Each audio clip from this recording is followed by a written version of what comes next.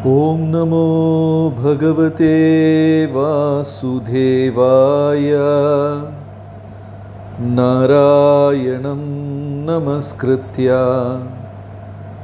नरं चैव नरोत्तमं देवीं सरस्वतीं व्यासं ततो जयमुदीरयेत्। हे कृष्ण करुणा सिन्धु दीनबन्धो जगत्पते गोपेश गोपिका कान्त राधा कान्त नमोऽस्तुते। तप्त काञ्चन गौरांगी राधे वृन्दावनेश्वरी वृषभानुसुते देवी प्रणमामि हरिप्रिये। जय श्री कृष्ण चैतन्य प्रभु नित्यानंद श्री अद्वैत गदाधर श्रीवासदि गौरभक्त वृंदा। हरे कृष्ण कृष्ण कृष्ण हरे हरे, हरे राम राम राम हरे हरे। எல்லா பக்தர்களுக்கும் என் மிக பணிவான வணக்கம். எல்லாருக்கும் கீதா ஜெயந்தி மாத வாழ்த்துக்கள். இந்த மாதம் 23ஆம் தேதி வைகுண்ட ஏகாதசி அன்னைக்கு தான் பகவான் 5140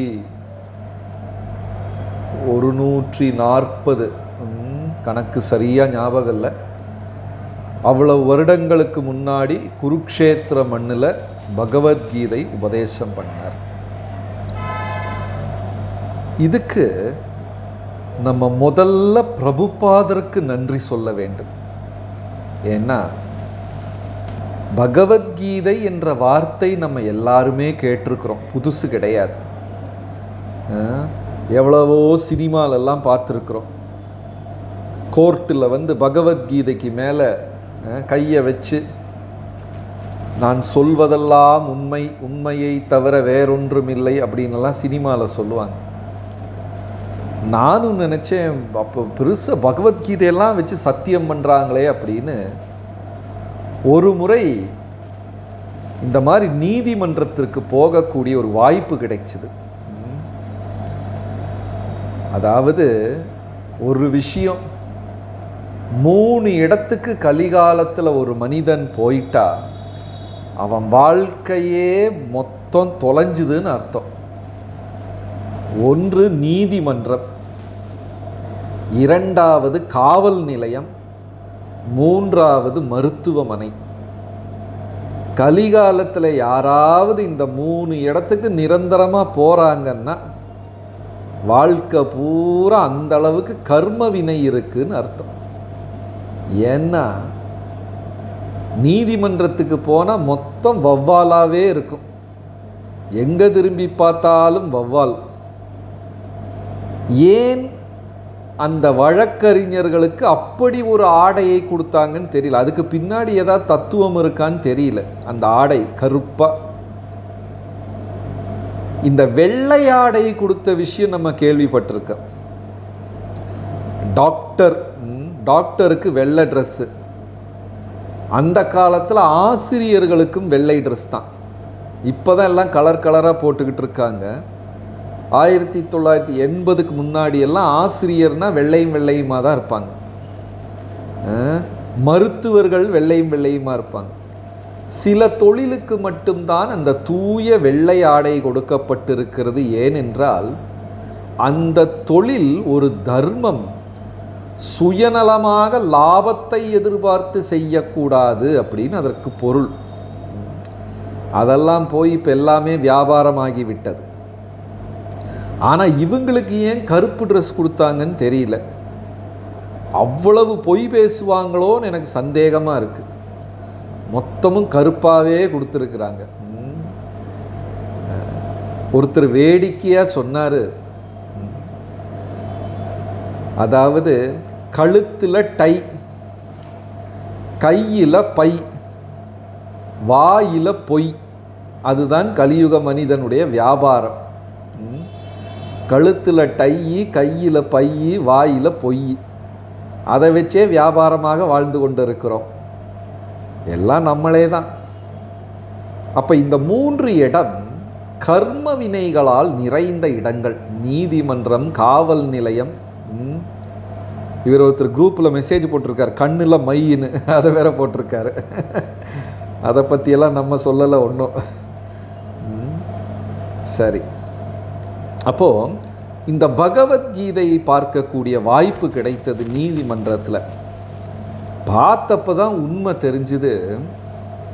20 வருடத்திற்கு முன்னாடி அதை ஒரு ப்ரௌன் பேப்பரில் கட்டி நூலை கட்டி வச்சுருக்காங்க. அதுக்கப்புறம் திறந்ததே கிடையாது. அது முதல்ல பகவத்கீதை மட்டும் இருந்தது. இப்போ எல்லா நீதிமன்றத்தில் என்ன செஞ்சுருக்காங்கன்னா, ஒரு பகவத்கீதை, ஒரு பைபிள், ஒரு குரான், இந்த 3 புத்தகத்தையும் ஒரு ப்ரௌன் பேப்பரில் கட்டி அதைத்தான் கொண்டு வருவாங்க சத்தியம் பண்ணுறதுக்கு. மக்கள் அதை தொடக்கூட மாட்டாங்க, அதுக்கு மேலே தான் கை வைப்பாங்க. ஏன்னா 20 வருஷத்துக்கு முன்னாடி அதை க்ளீன் பண்ணாங்க, அதில் குப்பை கூட தொடச்சிருக்க மாட்டாங்க. பகவத்கீதை என்று சொன்னால் அதன் தர்மம், பகவத்கீதையின் சேவை அப்படின்னா அதை திறந்து படித்து வாழ்க்கையில் நடைமுறையில் கொண்டு வந்தாதான் பகவத்கீதையின் சேவை. இந்த மாதம் ஒருத்தர் கேட்குறாரு, பகவத்கீதைக்கு மேலே சத்தியம் பண்ணலாமா? சத்தியம் பண்ணலாம், அதுக்கப்புறம் பொய் பேசக்கூடாது. இறைவனை நம்பி இறைவனுக்கு தொண்டு செய்து இறைவனை சார்ந்த வாழ்க்கை வாழ வேண்டும். அப்போது பகவத்கீதை இந்த மாதம் நாங்கள் நிறைய விநியோகம் செய்வோம். ஏன்னா கீதா ஜெயந்தி மாதம் இல்லையா, எல்லாரும் பகவத்கீதை வாங்கிக்கோங்க, வீட்டில் கொண்டு போய் வைங்க அப்படின்னு சொல்லுவோம். அப்போ நிறையா பேர் என்ன சொல்கிறாங்கன்னா, என் வீட்டில் 4-5 பகவத்கீதை இருக்குங்க. ராமகிருஷ்ணர்து இருக்குது, விவேகானந்த சுவாமிகள்து இருக்குது, ரமண மகரிஷி இது இருக்குது, சித்பவானந்தது இருக்குது, அந்த பகவத்கீதை. சரிங்க ஐயா, இவ்வளோ பகவத்கீதை இருக்கு, எதையாவது திறந்தீங்களா? இல்லை, எங்கள் தாத்தா திறந்து படிப்பாருங்க. இவர் படித்ததே கிடையாது. பகவத்கீதையின் சேவை அப்படின்னா அதை துறந்து படித்து அதில் ஒரு வரிசையாவது வாழ்க்கையில் நம்ம நடைமுறையில் கொண்டு வர வேண்டும். இல்லைன்னா நான் பகவத்கீதை சேவைன்னு சொல்லவே முடியாது. இப்போ நிறையா பேர் வீட்டில் வாங்கி வச்சுருக்காங்க. சிலவங்க பூஜா ரூமில் சிகப்பு துணியெல்லாம் போட்டு பொட்டெல்லாம் வச்சுருக்காங்க, திறந்து படிக்க மாட்டாங்க. சரி, பகவத்கீதை ஒரு பாமரன் 2 இடத்துல இருந்து பகவத்கீதையை பார்க்கலாம். அது உங்களுக்கு புரிஞ்சுதான்னு தெரியல. நீங்கள் ஒரு சினிமா பார்க்குறீங்கன்னு வச்சுக்கோங்க. அந்த சினிமா பார்க்கும்போது மன தத்துவ ரீதியாக நீங்கள் அந்த கதாநாயகன் இல்லைன்னா கதாநாயகியின் இடத்திலிருந்து தான் சினிமாவை பார்ப்பீங்க. நம்மளை அறியாமல் நம் மன தத்துவ ரீதியில் உடலுக்குள் மனதுக்குள் நடக்கக்கூடிய ஒரு நிகழ்ச்சி அது. புரிஞ்சுதான்னு உங்களுக்கு புரிஞ்சுதான்னு எனக்கு தெரியல. நீங்கள் ஒரு சினிமா பார்த்துட்ருக்கீங்கன்னா அந்த கதாநாயகன் இல்லைன்னா கதாநாயகியின் வேடத்தில் நீங்கள் இருந்து அந்த சினிமாவை பார்ப்பீங்க. அறியாமலே அது நடக்கும். நம்ம வில்லனோட இடத்துல இருந்து அந்த சினிமாவை பார்க்க மாட்டோம். அங்கே நகைச்சுவை நடிகன் இருப்பான், அந்த இடத்துல இருந்து நம்ம பார்க்க மாட்டோம். நம்மளை அறியாமலே சைக்காலஜிக்கலாக மனதத்துவ ரீதியில் நம்ம கதாநாயகன் இடத்துலேருந்து விஷயங்களை பார்ப்போம். அதே மாதிரி பகவத்கீதை படிக்கும்போது நிறையா பேர் கிருஷ்ணரோட இடத்துலேருந்து பகவத்கீதையை பார்ப்பாங்க. அது பெரும் தவறு. அர்ஜுனனுடைய இடத்துலேருந்து தான் நம்ம பகவத்கீதையை பார்க்கணும். ஏன்னா கிருஷ்ணர் சொல்கிறாரு, நான் உயரங்கள் சிகரங்களில் இமயமலையை போன்றவன், பாண்டவர்களில் நான் அர்ஜுனன், அரக்கர்களில் நான் பிரகலாதன், 6 நதிகளில் நான் கங்கை, பூக்களில் நான் தாமரை, இப்படிலாம் சொல்லும்போது நான் கடவுளர்களுக்கு கடவுள், தேவர்களுக்கு தேவன் நான், என்னை கேட்காமல் ஒரு இலை கூட அசையாது, இப்படியெல்லாம் கீதையில் கிருஷ்ணர் சொல்லும்போது சாதாரண ஒரு பாமரன் என்ன நினைக்கிறான்னா, கிருஷ்ணருக்கு எவ்வளவு அகந்தை அப்படின்னு நினைக்கிறான். நான் நான் நான் நான் சொல்லிக்கிட்டே இருக்காரு, எவ்வளவு அகங்காரம் என்று நினைக்கிறேன். ஏன்? அவன் கிருஷ்ணருடைய இடத்திலிருந்து பகவத்கீதையை சமீபிக்கிறான். தவறு.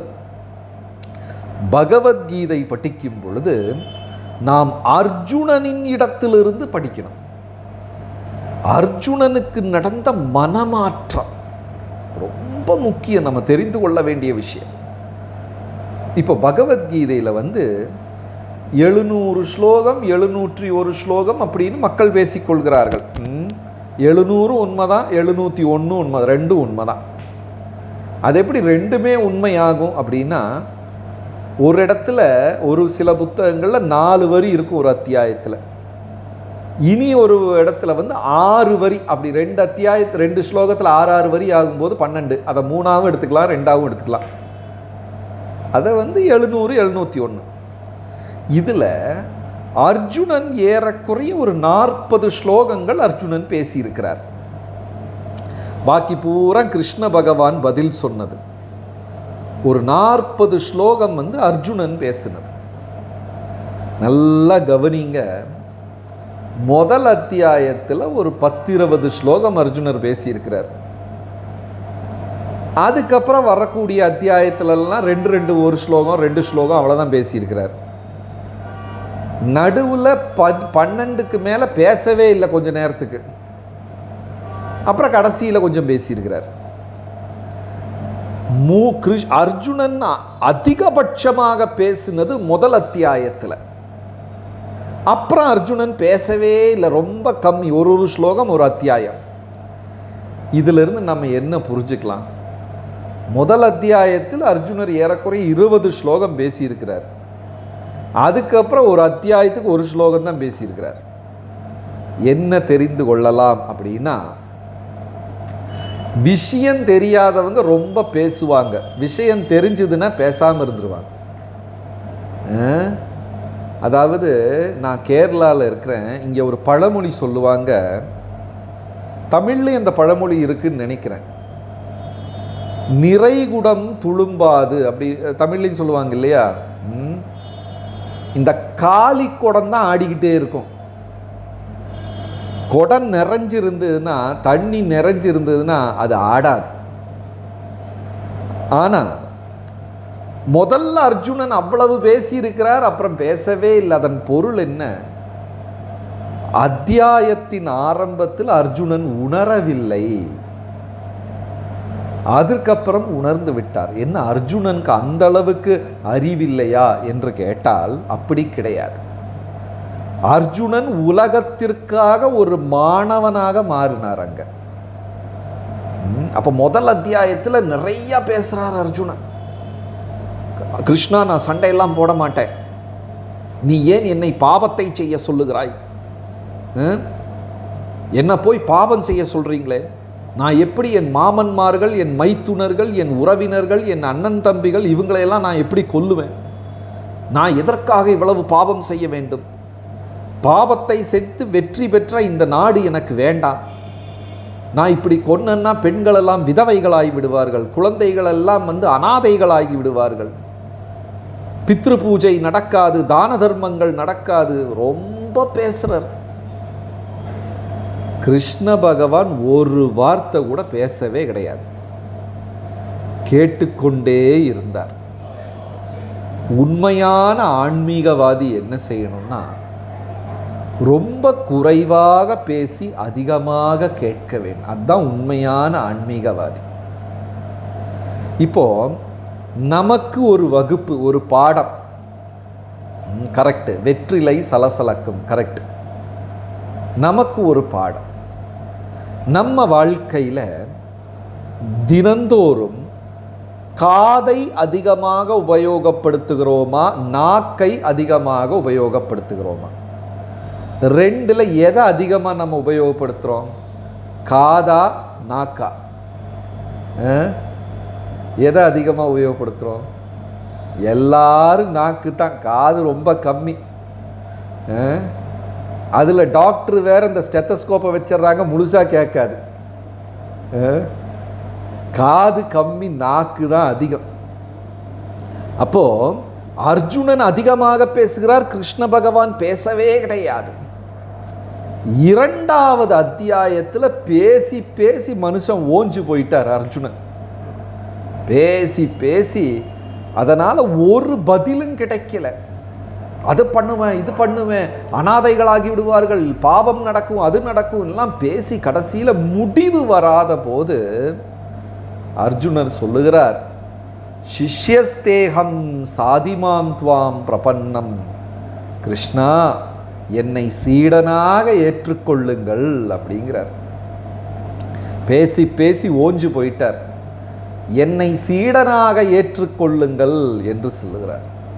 அப்புறம்தான் கிருஷ்ண பகவான் உபதேசத்தை ஆரம்பிக்கிறார். பாருங்க, அழகாக கிருஷ்ணர் கொடுத்த முதல் உபதேசம் என்னன்னா, நல்ல அழகான ஒரு ஸ்லோகம். அசோச்சியான் அன்வசோச்சஸ்துவம் பிரஜ்ஞவாதாம்ச்ச பாஷசே கதாசும் ஆகதாசும்ச்ச நானுசோச்சந்தி பண்டிதாக. அர்ஜுனா, நீ பெரிய பண்டிதனை போல பேசுகிறாய், ஆனால் உன் பேச்சில் எந்த விதமான விஷயமும் கிடையாது. அப்படின்னு அர்த்தம் என்ன? அர்ஜுனா, நீ பெரிய பண்டிதனை போல பேசுகிறாய், ஆனால் பேச்சில் அர்த்தமே கிடையாது. அப்படின்னா கிருஷ்ணர் இன்டைரக்டாக மறைமுகமாக அர்ஜுனனை மடையா என்று அழைக்கிறார். இப்படி தான் குருநாதர்கள். அந்த காலத்தில் ஒரு சீடன் போய் குருநாதரிடம் சேர்ந்து விட்டால் முதல்ல அவனோட அகந்தையை வெட்டுவார் குருநாதர். இப்பெல்லாம் அப்படி கிடையாது. நமக்கு பிடிக்காததை குருநாதர் சொல்லிட்டாரு, நம்ம குருவே மாற்றிடுவோம். அதுதான் கலிகாலத்தில் நடந்து கொண்டு இருக்கிறது. ஆனால் அந்த காலத்தில் குருமார்கள் என்ன செய்வாங்க, எந்த ஈவு இறக்கமும் இல்லாமல் அந்த சீடனின் அகந்தையை வெட்டுவார்கள். முதல் உபதேசமே கிருஷ்ண பகவான் என்ன சொல்லியிருக்காரு, நீ மடையன், அறிவில்லாதவன், பெரிய அறிவாளி மாதிரி பேசுகிற, ஆனால் உனக்கு அறிவெல்லாம் கிடையாது. அப்புறம் உபதேசத்தை மெதுவாக ஆரம்பிக்கிறார். முதல் அத்தியாயத்தில் கிருஷ்ணர் எந்த உபதேசமும் தரல, பேச விட்டுட்டார், அர்ஜுனனை பேச விட்டார். பேசி பேசி பேசி பேசி ஓஞ்சதுக்கப்புறம் கிருஷ்ணா, என்னை சீடனாக ஏற்றுக்கொள்ளுங்கள்னு கேட்டதுக்கப்புறம்தான் பணிவாக சென்று அடைக்கலம் சரணடைஞ்சதுக்கு அப்புறம்தான் பகவான் பேச ஆரம்பிக்கிறார். ரொம்ப முக்கியம். ஆன்மீகவாதிகள் குருநாதரின் இதயத்தில் ஒளிந்திருக்கும் அந்த இரகசிய அறிவை வெளியே எடுக்கும் பக்குவம் வேண்டும். ரொம்ப முக்கியம். நம்ம குருவை போய் சேவை செய்து அவர் இதயத்துக்குள்ள ஒளிந்திருக்கும் ஆன்மீக ரகசியங்களை வெளியே கொண்டு வர தெரிஞ்சிருக்க வேண்டும். அதுதான் உண்மையான சீடன். நான் போன ஒரு வகுப்பில் கூட சொன்னேன், 4 விதமாக கேள்விகளை கேட்கலாம். முதல்ல எப்படி?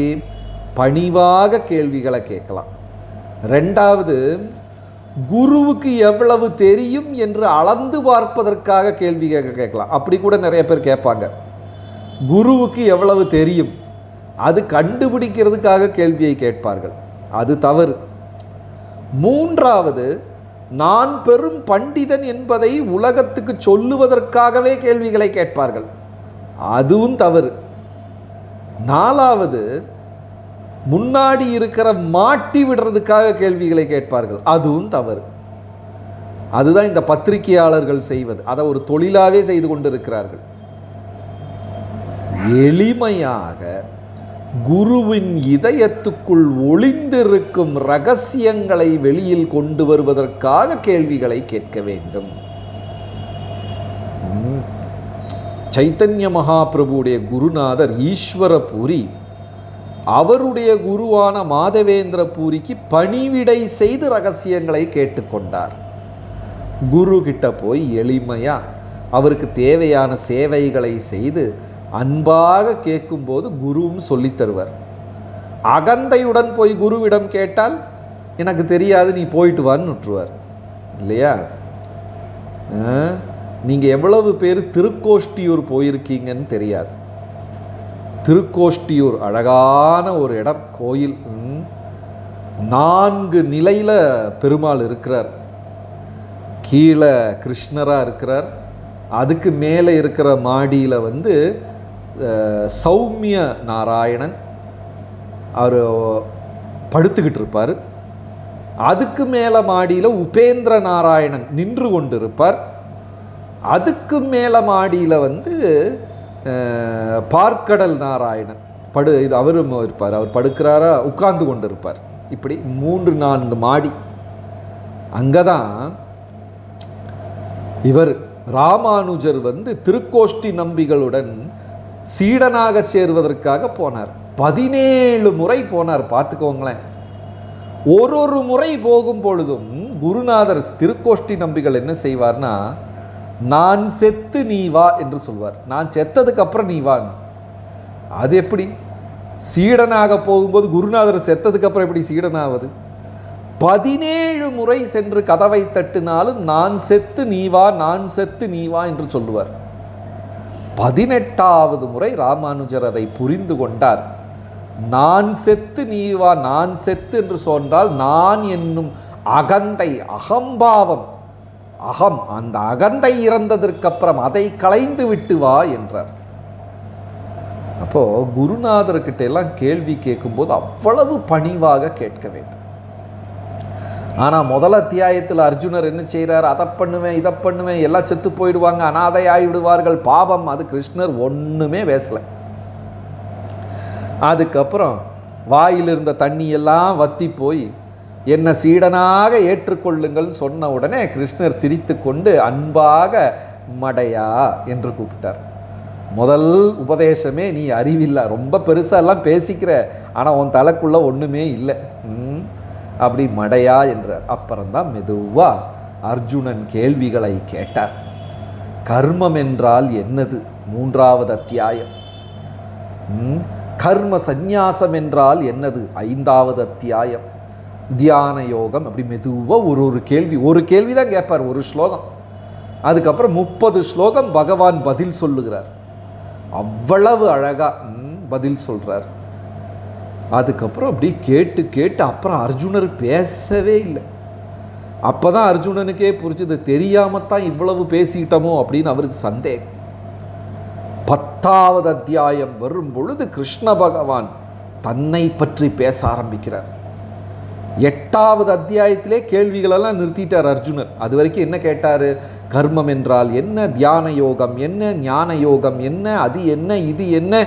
8வது அத்தியாயம் வந்த உடனே உடல் நடுங்க ஆரம்பித்து விட்டது அர்ஜுனனுக்கு. ஐயையோ, அறிவில்லாமல் நம்ம இவ்வளவு பேசிட்டோமே, கிருஷ்ணரிடம் அப்படி செய்து விட்டோமே. மெதுவாக 8வது அத்தியாயத்தில் கேட்குறாரு, பிரம்மம் என்றால் என்ன, கடவுள் என்றால், அந்த கேள்வி 8வது அத்தியாயத்தில் கேட்குறார். மெதுவாக கடவுளை பற்றி கேட்குறார்.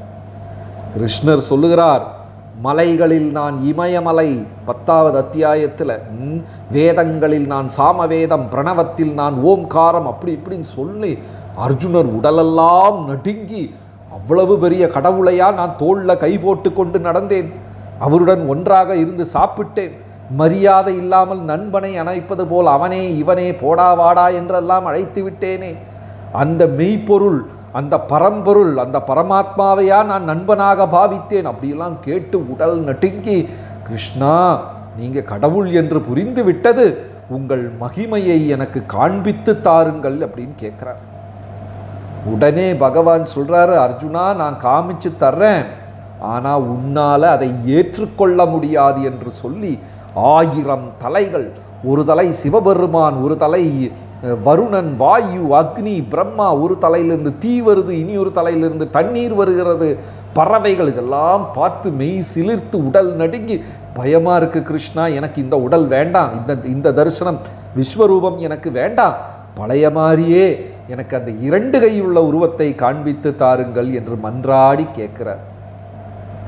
அதை பார்த்து உடல் நடுங்கி மெய் சிலிர்த்து கண்கள் குளமாக்கி கொண்டு அர்ஜுனர் சொல்லுகிறார், பரம்பிரம்ம பரம்தாம பவித்ரம் பரமம்பவான் ஆதி கடவுளே தேவர்களின் இதெல்லாம் 11வது அத்தியாயத்தில் தான் அர்ஜுனனுக்கு முழுமையாக புரிகிறது. அதுக்கப்புறம் பேச்சே கிடையாது. அப்புறம் என்ன கேட்குறாரு, எப்படி நான் சரணடைய, இவ்வளவுதான், வேற ஒன்றும் கேட்கல. பாருங்க, முதல் அத்தியாயத்தில் அவ்வளவு பேசினவர் பின்ன பேச்சை குறைத்து விட்டார். அர்ஜுனனுக்கு மாற்றம் நடக்கிறது. அறிவில்லாதவர்கள் அதிகம் பேசுவார்கள், உண்மை அறிய அறிய மௌனமாக இருப்பார்கள்.